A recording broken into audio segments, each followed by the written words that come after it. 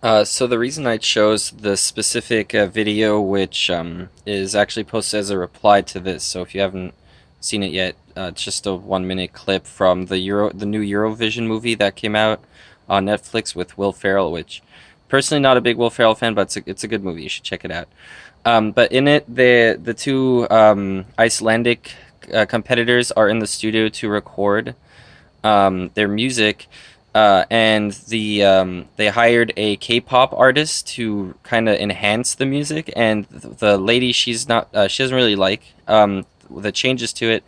and the way he kind of talks like in that, it's cool like vibe, it's presh cuz, which you also see in the clip. And then in order to kind of like be hip with him, Will Ferrell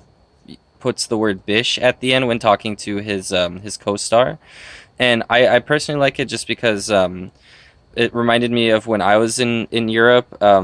and I already spoke English because I moved back at one point from America, and I just remember like people would always ask me, like they come up and just say like random English, vulgar words that they heard in music or whatever. They come up and be like, "Oh, motherfucker," and I'm like, "Okay, well, like that's funny, but you're saying it wrong, and like it sounds weird." And it just reminded me of that, like when people would come up and use the word "bish" in German, usually when referring to like an American like rap song or something. Um, and to me, it's funny because in this scene specifically, she says it back to him, also kind of like reluctant, and you can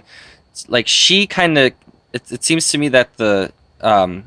actress or the character knows what bish means, whereas Will Ferrell doesn't really like sort of knows, but uses it as hip, hip at first, and then like he also means it a little bit derogatory as she kind of like talks back to him, I guess.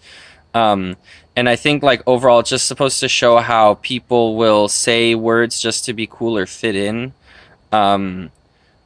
and not disappoint like the cool producer guys. So you got to be hip with it and without really thinking about what that word would mean to the other person. But yeah, thank you.